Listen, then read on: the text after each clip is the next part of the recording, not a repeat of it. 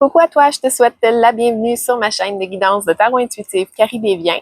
Aujourd'hui, j'ai décidé de faire un tirage pour voir quelle était ta mission de vie, voir comment en fait tu pouvais la réaliser. Donc, on va aller voir ça tout ensemble. En fait, le tirage est déjà fait. Donc, on débute avec la première carte ici, qui est un petit peu ton contexte actuel, la situation actuelle, comment tu te sens, tout ça.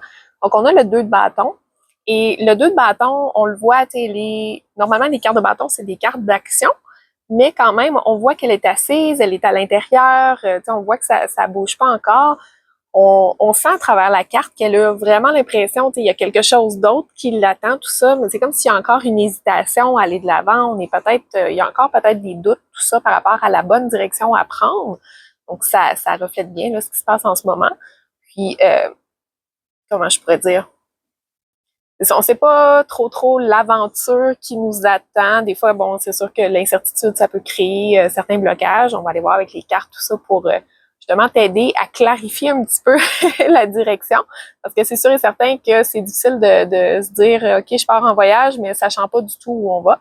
Donc, la plupart des gens, on a besoin d'avoir une destination pour entamer le processus, même si des fois, il peut y avoir des aléas, tout ça, ou des changements, mais ça reste que quand on a une direction claire, ça favorise l'avancement, en fait.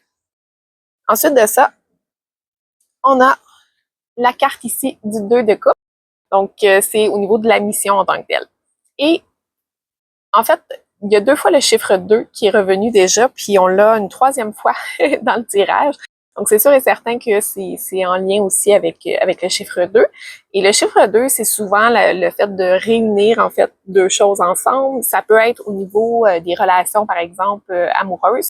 2 personnes, c'est pas obligé d'être amoureux dans le sens où ça peut être 2 amis, 2 membres d'une famille. Bref, tu vois un petit peu l'idée. Donc, on peut ramener 2 personnes ensemble. L'autre chose, c'est aussi possible que ce soit tout simplement pour le processus, par exemple, de réunification à l'intérieur de soi-même, dans le sens où on se reconnecte avec notre âme, on reconnecte avec, comment je pourrais dire, le yin et le yang, les énergies contraires qu'on a tous en nous, même qu'on soit juste une femme ou juste un homme, en fait, on a toujours les 2 pôles à différents niveaux et c'est de les amener à reconnecter. Donc, il y a beaucoup l'aspect connexion, ça peut être, comme je disais, au niveau relationnel, donc aider au niveau des relations pour, je sais pas moi, s'il y a des tensions dans des relations, tout ça, bon, les gens se sont séparés, ils aimeraient ça, tu sais, réussir à trouver un terrain d'entente pour avoir une relation plus saine, par exemple. C'est sûr et certain que c'est le type d'énergie, en fait, qu'on retrouve avec le 2 de coupe. Il y a beaucoup l'aspect émotionnel qu'on va chercher avec les couples. Donc, ça fait aussi partie de la mission en tant que telle. Donc, vraiment, de réunir 2 choses ensemble. On va aller voir aussi là, avec les autres cartes, mais clairement, c'est beaucoup en lien avec ça. Donc, pour la carte de ce que tu dois savoir, les informations un petit peu importantes par rapport aussi à la mission, j'avais tiré ici le valet d'épée et j'avais tiré une carte de clarification. Puis j'ai eu la carte du pape.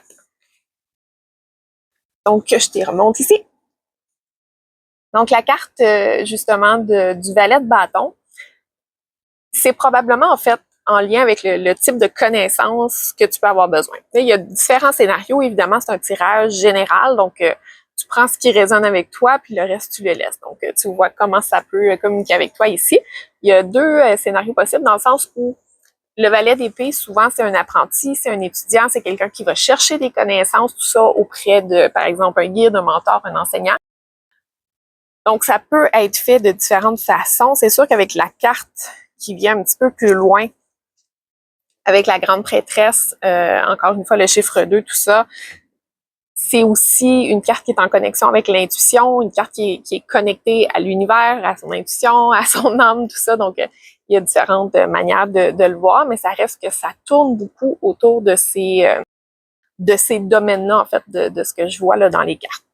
Donc, d'aller chercher les connaissances peut-être qui te manquent actuellement. Donc, si toutefois tu voudrais devenir un coach relationnel, par exemple, que tu voudrais devenir thérapeute, des choses comme ça, bien, c'est sûr et certain que ça se peut que tu aies besoin d'aller chercher des connaissances nouvelles. Une autre chose, ça peut être en lien directement avec le fait de toi enseigner. Donc, si tu sens déjà que tu as les connaissances par rapport à ce sujet-là, ben ça peut être simplement de créer, par exemple, des cours ou des formations, des choses, des outils, par exemple, qui vont aider les personnes à faire le processus dont on parlait tantôt. Donc, que ce soit au niveau de reconnecter avec soi, reconnecter avec une personne, par exemple, améliorer une relation. C'est un petit peu tout en lien avec ça. Puis, dans le but de les guider, bien évidemment, avec la carte du pape ici. Une autre chose que j'avais vue, c'est que il peut y avoir différentes manières de procéder. Ici, on a justement les oiseaux, tout ça, bon, les ampoules, les cartes d'épée, c'est des cartes de communication. Et ici, on a une carte de guidance, donc un guide, et ça peut beaucoup être en lien avec le fait de communiquer avec son guide intérieur, donc d'aller apprendre un peu à faire ça, ou du moins donner les informations aux autres si effectivement tu as déjà les infos, donc de guider les gens là-dedans.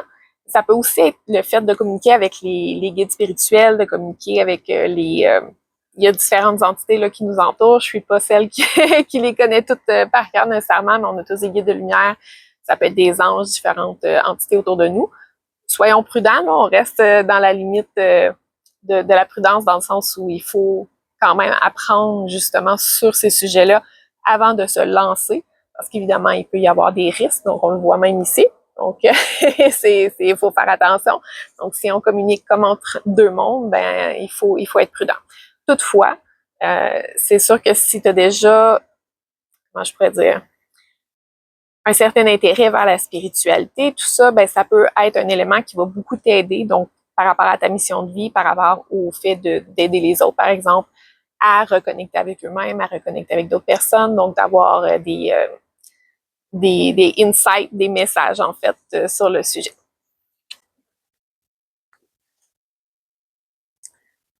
Par la suite, on tombe ici avec la carte de la tempérance, donc sur le comment en fait arriver justement à réaliser ta mission de vie. Et je vais aussi te montrer la carte ici de la papesse dans le sens où je t'en parlais il y a quelques instants, du fait de communiquer donc avec un guide, ça peut être ton guide intérieur, donc ta propre sagesse.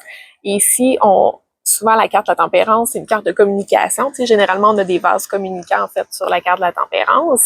Et ici, on a vraiment l'idée de canaliser en fait, de faire de la canalisation.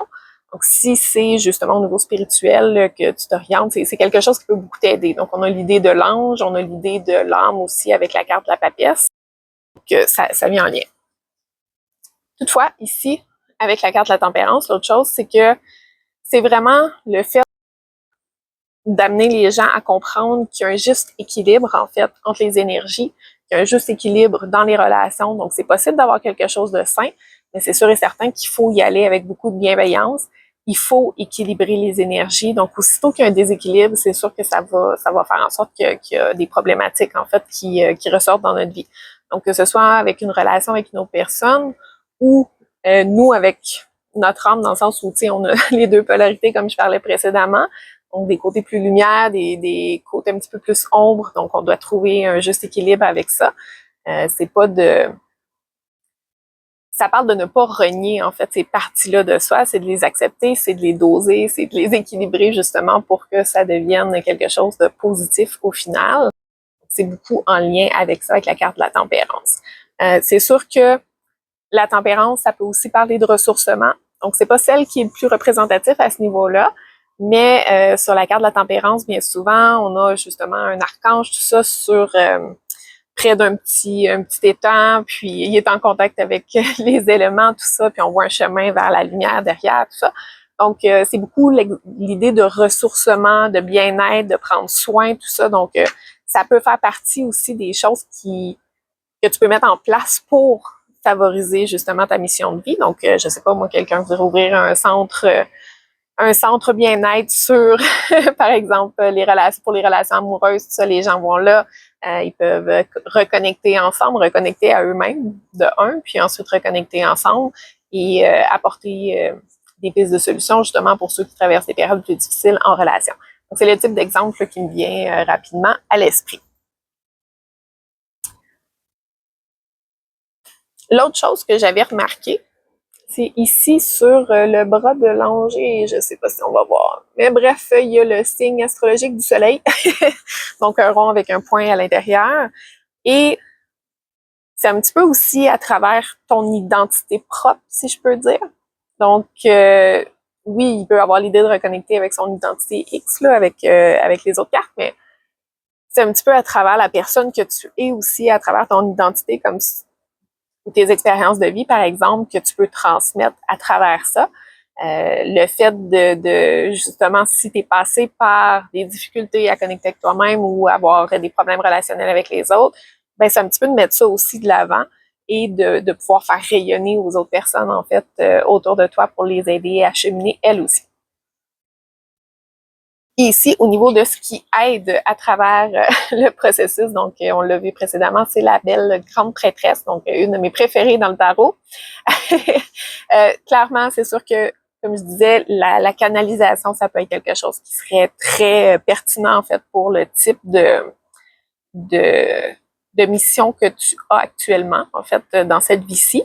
Fait que, tu sais, ça peut être différentes choses. Là, je parle de canalisation, mais la carte de la grande prêtresse, c'est l'intuition, c'est voir si on voit là, les yeux par-dessus les paupières qui sont fermées, donc, puis le troisième œil qui est mis en évidence. Donc, de voir, en fait, qu'est-ce qui est caché, qu'est-ce qui est en dessous. Donc, par exemple, des fois, on a des gens qui vont nous parler de leurs problèmes de couple, puis ils nous mettent ça, ils nous expliquent ça dans leurs mots, puis on se rend compte rapidement que ce n'est que les symptômes, en fait, d'un problème qui est beaucoup plus profond. Donc, c'est un petit peu ça aussi, d'aller en profondeur dans les mystères de ce qui se cache avec la lune, tout ça, dans les mystères de ce qui se cache, puis on a aussi les runes tout autour, donc ça, je pense, ces mouvements-là, bref, je les connais pas tout à 100%. Ici, c'est mystère avec Pertro, bref, Turisal, je pense que c'est au niveau de la gate là, pour aller de l'autre bord. Fait que je suis vraiment pas une experte dans les runes. J'ai un certain intérêt, mais ça fait un petit bout de temps que j'ai pas pataugé dedans. Mais bref, ça apporte quand même l'idée de connexion, l'idée d'aller plus loin que la surface, par exemple. Donc, d'aller voir un peu derrière la chose, ça peut beaucoup t'aider. À titre informatif, si tu cherches plus au niveau de l'apprentissage, par exemple, le guide, ben c'est sûr et certain qu'une personne très intuitive, une personne qui a déjà des connaissances, soit au niveau, bon, ça peut être en lien avec la médiumnité, la clairvoyance, il peut y avoir, comme je disais, ça peut être les arts divinatoires aussi. C'est toutes des choses qui sont en lien. Tu y vas aussi avec tes valeurs, bien évidemment, avec qu'est-ce qui connecte avec toi. Donc, pour certaines, ça va être vraiment la clairvoyance. Pour d'autres, ça va être simplement l'écoute. L'écoute, puis d'aller en profondeur, cibler, par exemple, les problématiques qui se cachent derrière avec des choses peut-être un peu plus techniques ou logiques. Donc, vas-y selon ce qui t'appelle. Mais bref, c'est quelque chose qui peut beaucoup t'aider à travers tout ça. Au niveau de ce qui peut te nuire pour la réalisation de ta mission de vie, on a le 5 d'épée. Donc, le 5 d'épée, c'est sûr et certain qu'on le voit, c'est une personne qui, on voit, il se tient la tête, tout ça. Fait que, j'ai beaucoup l'impression de se casser la tête. On a plusieurs oiseaux, les cartes d'épée, au niveau des oiseaux ici, ça représente les épées. Le fait de réfléchir beaucoup à, par exemple, comment les autres peuvent nous percevoir. On voit un gagnant ici, puis ici, c'est comme l'autre personne qui est à distance, tout ça. Fait que on peut, là, entre guillemets, on s'entend, là, c'est bien symbolique, mais avoir peur que les autres ne nous voient pas comme un gagnant, comme quelqu'un qui est bon dans ce qu'il fait. On a toutes sortes de jugements, de peur, on a peur que ça se passe mal, l'instabilité, tout ça. Comment je pourrais dire? On a peur de souffrir, si tu regardes ici, là, on voit du sang par terre, la personne qui se tient la tête, fait que on peut avoir peur de souffrir à travers ce cheminement-là. C'est toutes des choses qui sont naturelles, entre guillemets, dans le sens où on est humain, on a un ego, on a un mental qui nous lance énormément de choses au visage en termes de possibilités. Donc, tout ce qui peut faire peur. On peut avoir peur de ce que les gens vont dire, par exemple.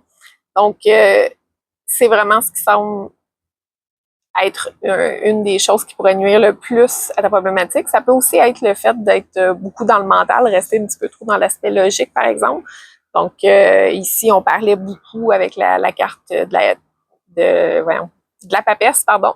On parlait beaucoup d'intuition, on parlait de connecter avec son âme, tout ça. Fait que, c'est comme si l'ego, on s'entend, l'ego, l'identité, c'est pas une mauvaise chose à la base. Mais quand on tombe dans un extrême, malheureusement, ça peut devenir problématique. Donc, si on est trop dans l'ego, dans ce que les gens vont dire, ça peut ne pas nous rendre service, évidemment.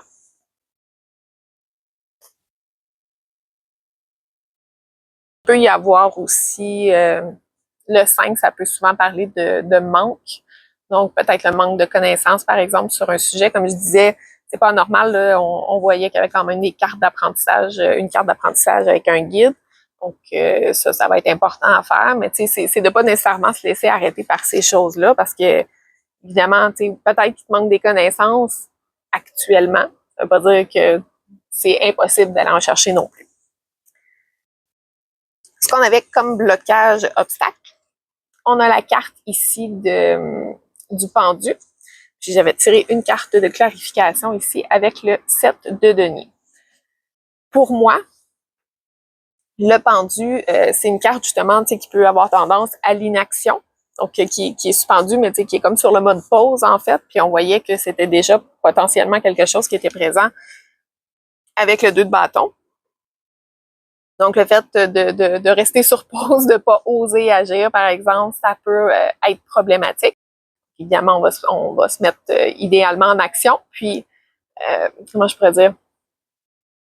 La carte conseil à la fin, je la sors tout de suite, mais la carte conseil, c'est la carte ici de la Maison Dieu. Donc, c'est une carte, justement, où là, l'action, c'est plus on va attendre 6 mois, 1 an avant de se mettre en action. C'est maintenant, là, on bouge. Là. Fait que c'est pour ça, en fait, que ça fait écho un peu là, avec la carte ici du pendu. Évidemment, qu'est-ce que ça ajoutait? T'sais, même si on se met en action, tout ça, qu'est-ce que ça ajoutait ici avec le 7 de denier? Qu'est-ce qui peut faire obstacle ou créer comme des blocages, en fait, à travers le cheminement? C'est un peu l'idée de temps, dans le sens où on met des actions en place tout de suite. Ça ne veut pas dire que les fruits sortent maintenant. Donc, c'est là qu'il faut faire attention parce que ça peut bloquer beaucoup de gens. Parce qu'on se dit, ouais, mais là, pour l'instant, tu sais, j'ai pas les moyens, j'ai ci, ça, bon, X, Y, Z. Puis, tu sais, comme je disais précédemment, notre cerveau est excellent pour nous trouver des raisons, là. Lui, c'est un expert, en fait, dans le domaine. Donc, ici, ce que je te dirais, c'est que commence, même si tu commences pas tout de suite, je pourrais dire, pas obligé de bâtir ton empire d'ici demain soir, là. ça va prendre un certain temps, c'est normal, mais c'est vraiment de commencer quand même à semer des graines, quand même commencer à mettre des choses en place pour éventuellement que ça puisse germer, que ça puisse grandir.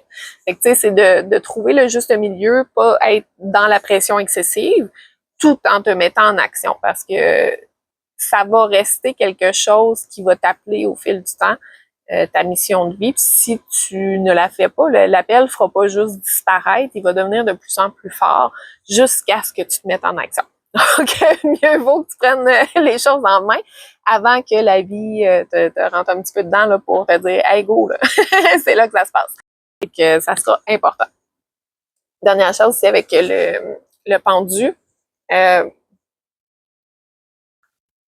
La carte du pendu, surtout ici, on voit, c'est peut-être avoir une perspective différente justement sur la mission de vie. Ça peut être aussi avoir l'idée d'ensemble. Donc ça se peut que de ton côté, il y ait peut-être un besoin de, comme je disais, d'avoir une vision d'ensemble, dans le sens où là, tu sèmes des graines, tout ça. Ça veut pas dire que demain matin, tu vis nécessairement de ça, mais que ça peut évoluer justement dans ton sens au fil du temps. Oui, tu trouves parfois des compromis avec la carte du pendu pour justement faire en sorte que ça puisse fonctionner, mais sans tomber. Tu sais, des fois, on fait le compromis, mais pas longtemps. Là, rapidement, on fait « Ah non, tu sais, finalement, je vais laisser faire, puis je me remets à faire ce que je faisais avant sans répondre à l'appel, mettons. » Fait que c'est un petit peu ça qu'il va falloir que tu fasses attention.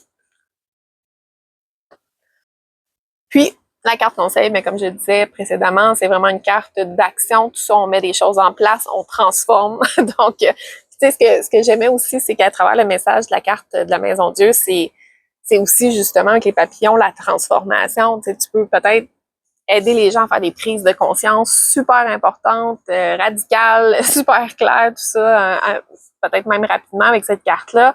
Peut-être aider justement les autres à déconstruire certaines croyances, à déconstruire qu'est-ce qui n'était pas solide, par exemple, pour mieux reconstruire, pour mieux rebâtir. c'est vraiment tous des éléments qui seraient super importants. Et comme je disais, ça peut être dans la connexion à l'autre, mais ça peut être dans la connexion à soi. Donc, disons, la connexion à soi, on s'entend, c'est supposé être, entre guillemets, naturel. Mais dans le monde où on vit actuellement, de plus en plus de gens se remettent en contact avec eux-mêmes, mais il y a encore des gens avec qui c'est complètement abstrait, là, ils voient pas nécessairement comment faire, est-ce que c'est réel, tout ça. Donc, parfois, on peut vraiment changer leur vie tout simplement en leur expliquant comment ça fonctionne, par exemple, comment on peut se connecter avec soi pour avoir une meilleure guidance, pour justement faire des meilleurs choix dans notre vie. Tu sais, les cartes de 2 qui reviennent à 3 fois dans le tirage, c'est aussi ça, les choix de vie qu'on fait. Donc, c'est beaucoup en lien là, avec cette carte-là ici. Autre chose que j'aime bien, c'est peut-être de se donner des défis avec la carte de la maison Dieu. C'est le chiffre 7, bien souvent, c'est ça aussi. C'est de mettre des efforts, c'est de relever des défis, tout ça, d'avancer. Ça peut aussi être lié à la spiritualité. Donc, n'hésite pas à te mettre des défis. Puis, tu sais, de pas être dans l'extrême nécessairement, le défi impossible à relever. Tu peux te le mettre, mais à très, très long terme. Mais avoir aussi des petits défis à plus court terme pour t'aider à évoluer, pour continuer à avancer. Comme je disais, bon, ça peut être d'apprendre un nouvel élément par jour sur le sujet X qui t'intéresse, donc en lien peut-être avec la connexion, avec l'équilibre à trouver en relation, l'équilibre des énergies, tout ça. Ça peut être vraiment différents domaines, comme je disais précédemment, parce qu'évidemment, c'est une lecture générale, mais le fait de te mettre des défis, des objectifs, ben, ça peut vraiment t'aider à avancer.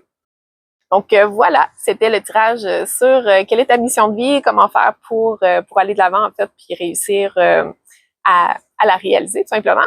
Donc j'espère que ça t'a apporté des réponses à tes questions, j'espère que tu as vraiment résonner avec le message puis que ça te permet justement de mettre des choses en place rapidement pour réaliser ta mission.